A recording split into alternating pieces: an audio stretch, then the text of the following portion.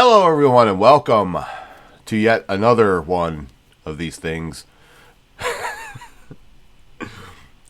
Don't I just sound so excited? I'm just kidding. I love SoulsBorne Battles to the Death, and I hope you guys do too, because this is where we take two random SoulsBorne bosses, and then they will attempt to fly around the Earth in the opposite direction and turn back time like Superman did in the original movie. And whoever succeeds in doing so will be the winner. And we will all be the losers because we will all be dead. So I guess that's just the way that goes. So oh, I freaking love SoulsBorne Battles to the Death. Last week was an interesting fight, so let us hope that we get a fight as interesting as that one. And we're going to find out right now, because coming down the aisle is High Lord Wolnir from Dark Souls 3. Gimmick boss, to be sure. I mean, I wouldn't sit here and say that Wolnir's hard, although I have spent a fair amount of time on him at various times in the past. He has his own difficulty, but he's High Lord Wolnir, so there's nothing wrong with him, I guess.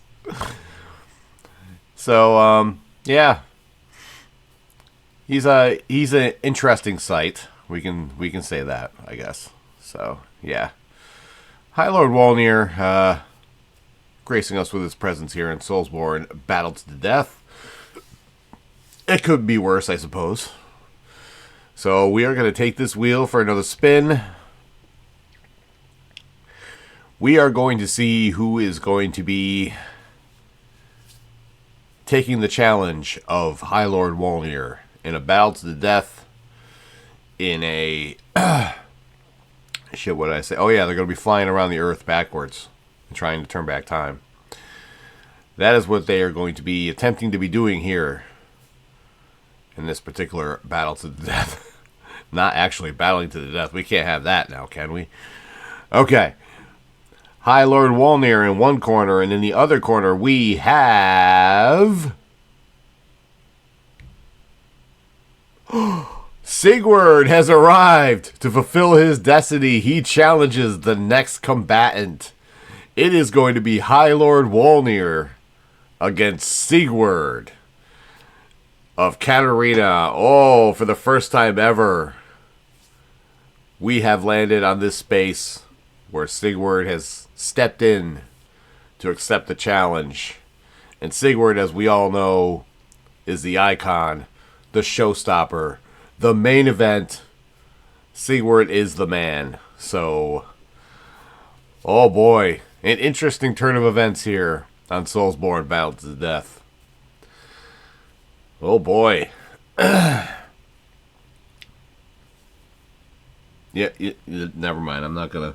I was gonna be like, all right, I think I have an opinion of where this fight is gonna go, but I cannot do that in this segment of the show by my own self-imposed rules. So we must go to the contractually obligated bio. So let's have a look at High Lord Wolnir. High Lord Wolnir is, for any reason, a giant humanoid being who rose to power in the realm of Karthus of the Sands, which was a desert kingdom that's a very ruthless desert kingdom that trained pyromancers and warriors to be as ruthless and heartless as they could be. The warriors there in Karthus served Wolnir blindly, and Wolnir trained them to be so aggressive and expansive that they just obliterated every country in Karthus. And Wolnir then made the various crowns of the different kingdoms into one crown, thus becoming the High Lord. Along the way, Wolnir stripped 3 armlets and a holy sword from some clerics, demonstrating how religion meant nothing in his kingdom. That was something he would come to regret later. When there was nothing left for Wolnir to conquer, he became obsessed with the idea of outliving everything in the world and thus he sentenced his entire empire to death. That's grade A leadership right there. The catacombs of Carthus were built soon thereafter to house the many bones and carcasses of those who were slaughtered in this tirade of Wolnir's. Wolnir would then use necromancy to reanimate himself. Wait, is that what it says? Then did he kill himself? And if he did, how did he... Never mind. His aim was to control a skeleton army and empire and remain the last being. Soon thereafter, an abyss would open in the catacombs and Wolnir would fall into it, and he would become so scared that he would plead to the gods for the first time. The sword and the 3 sacred amulets he stole would become his only source of comfort, and they would prevent him from being swallowed by the abyss. And there Wolnir remains until you find him in Dark Souls 3. Wolnir is a gimmick boss, and defeating him is as easy as it looks upon first inspection. You have to destroy the bracelets in order to send him back into the abyss. But he is not without his difficulty. You can't get too close to him for too long because the black smoke will kill you. The boss area is relatively small, and Wolnir keeps moving forward. Naturally, since the bracelets have to be destroyed, he never keeps his arms in one place, which he shouldn't. Let's be perfectly honest. It's very frustrating, but he shouldn't. And he also has the skeleton warriors helping him, and he pulls out the sword, and he's got all kinds of shit. So, like I said, not without its difficulty, but Wolnir is, he's someone to worry about when you first come across him, and but stick with it, and you'll get past him. But he's a fearsome sight, I do think, in the world of Dark Souls. So yeah, High Lord Wolnir was a man who apparently was never satisfied with anything in life. He conquered everything in Carthus, and then he wanted to outlive everybody, and he paid for his hubris by suffering in the abyss. So I guess that's the story of High Lord Wolnir in a nutshell. But I think if you have the choice between just living your life and having to deal with Wolnir, I don't think you choose Wolnir. That's just my opinion. So yeah, Wolnir is certainly a boss in Dark Souls. That's something that can't be denied. Sigurd. Everybody loves Sigurd. I love Sigurd. Everybody should love Sigurd. The Onion Knight, as he is affectionately known. Unfortunately, not much in the way of lore on Sigurd, but we do know that along the way he became great friends with Yorm the Giant, while Yorm was in the midst of his ill-fated rulership of the profane capital, and that Sigurd promised Yorm, before Yorm became a Lord of Cinder, that he would put Yorm back to rest if Yorm ever came back to life using the Storm Rulers. So that was a promise that Sigurd made, and it was a promise that he intended to keep to the very end, which is what makes him the best. Along the course of his quest line, of course, you first come across him in the Undead Settlement in the tower, trying to figure out the mystery of the elevator that he needed to go down, but it only went up. So, Sigurd is beloved, but let's be honest, he's a little bit slow. So a lot of times you have to help him through some of these things, but he is certainly someone you want on your side. I think we can all agree on that. After the elevator thing, you see him sitting and pondering a fire demon in the distance, and you will eventually cross paths with that demon up close, and Sigurd would not be happy about that, but he will jump in and he will help you. And then afterwards you guys toast, and then you move on. And then after you encounter Patches in the Cathedral of the Deep, you find Sigurd stuck in a well without his armor. Somehow he needs his armor to get out. I'm not sure how that exactly works, but that's what he says. So you have to go get the armor one way or another from Patches and bring it back to Sigurd in order to get him out. Next, you can find him in Irithyll, the Boreal Valley. He's sitting in front of a fire, having made a bowl of Estus soup, and he's sleeping. You get to talk to him for a little bit and then have a toast, and he invites you to have some of his Estus soup. So, just Sigurd being Sigurd, I guess. And the next time you see him, Sigurd is locked in the Irithyll dungeon, and you have to go, obviously, find a key and unlock him. And Sigurd is very grateful after all these times you've helped him, and but he keeps saying he has a duty to fulfill very soon, and it will very soon become clear what that duty is. And then finally, in the Profane Capital, when you go through the boss fog to face Yorm the Giant, Sigurd will show up, provided you did his quest line the correct way. And probably one of the coolest cutscenes in all of Dark Souls 3, I think. Yorm shows up and says that he has arrived to fulfill his promise and let the light shine upon this Lord of Cinder. Be aware that if you have never done this before and you intend to do it, if you screw it up, Sigurd will die, as noted in my no level up run, where I got Sigurd killed. I was very upset. Not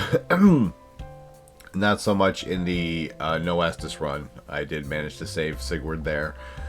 So, yeah, I think one of the best storylines, NBC storylines in all of Dark Souls. And Sigurd is a worthy addition to SoulsBorne Battle to the Death, even though he's not a boss. But this is a gimmick spot, and I think it's fun to have Sigurd along, and I hope some of you are happy about that and appreciate the fact that Sigurd is now part of the games and can step in to fulfill his destiny as he is doing today.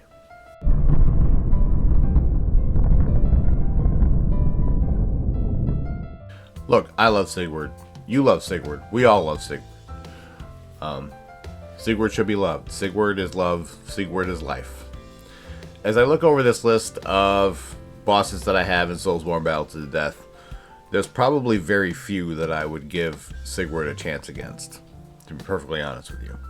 Probably more than a few, but there's a majority of them that I would not give Sigurd the edge on. I'm sorry. They're just not. However, Yorm is not one of those people. Yorm is not one of those bosses. And I think that Sigurd stands a pretty good chance of winning this fight. But that's just my opinion. I think Sigurd is smart enough to figure out the bracelet thing. I think Sigurd is strong enough to be able to handle the skeletons that he's going to have to deal with. And I think Sigurd is skilled enough to survive this fight. And so, for the first time ever, as Sigurd steps in to fulfill his destiny here, I think Sigurd defeats High Lord Wolnir. That is just my opinion, though. Feel free to leave yours in the comments. And with that, another edition of SoulsBorne Battle to the Death comes to a close. Go to robertblanchardbooks.com if you're interested in reading the Roar of a Dragon series. You can read the first 3 chapters of each book there for free. If you'd like to hear more about them, the Rise of Dragons podcast, wherever you find your favorite podcasts. My Linktree, Instagram, and Twitter are all Bobby's World 2110. We have started a new journey on Mondays at 3 p.m. Eastern Standard Time, because we have finished the Sekiro No Healing Gourd run. Now we are into Elden Ring, Volume 1, Limgrave, the No Crimson Flask run. So that journey started on Monday. That video is up right now if you want to check it out. So that's what we will be doing for a while. I have talked about needing to get back more into Hunger Games, so we're going to see how that's going to work. I haven't figured that out yet. And as always, you can come back right here, Wednesdays, 3 p.m. Eastern Standard Time, for more SoulsBorne Battle to the Death. So like and subscribe, notifications, and all that nonsense. Thank you all so much for your love and support. And yeah, I hope you guys are enjoying the content. There's plenty more coming your way. There's no quit in me, no matter how tired I am, no matter what I got going on. I just keep on going and going until the wheels fall off. So that's my mission statement. That's something to be inspired by, I think. Somehow. I don't know. So yeah, that's pretty much it. I just appreciate you guys. So I hope you guys have a lovely week. Be well, stay safe, and as always, it's Bobby's World. And you're all just living in it. See you for live, y'all. Bye. What's going on, guys? Thank you for checking out the video today, but I got a question for you. Did you know I wrote a book? Did you know I wrote 3 books? Did you know that they're all part of the same series? The Roar of a Dragon, The Treachery of a Weasel, and The Cry of a Raven. ReadersFavorite.com says that its intensity rivals that of the Game of Thrones series. Now, I personally think that's crazy, but it's not for me to judge. It's for you to judge. Go to RobertBlanchardBooks.com and you can check out the books right now. But wait, that's not all. All 3 books got 5-star reviews in ReadersFavorite.com. These books won the Silver Medal in the Literary Titan Awards. The Cry of a Raven won Silver at the Global eBook Awards. So what are you waiting for? Read about Aiden's dream to become a Knight of Delmar. Read about his death and resurrection. Oops, I gave that away, didn't I? And read about his journey back home from 3,000 years in the future to stop the evil that started in Delmar. Go to RobertBlanchardBooks.com. You can read the first 3 chapters of each book there for free. And then, if you're interested, you can buy the books there as well. And if you've already read the books or you just want to hear more about them, you can check out the Rise of Dragons podcast. You can listen to it wherever you listen to your favorite podcast. And in every episode, I cover a character from the book, an event from the book, my journey into writing, and everything in between. Ripley, what do you got to say about all this? Give me a treat or I will end you. You know she's telling you to check out the books. Go to RobertBlanchardBooks.com to check out the books or listen to the Rise of Dragons podcast if you want to hear about them. That's all I got to say, and thank you for watching this video.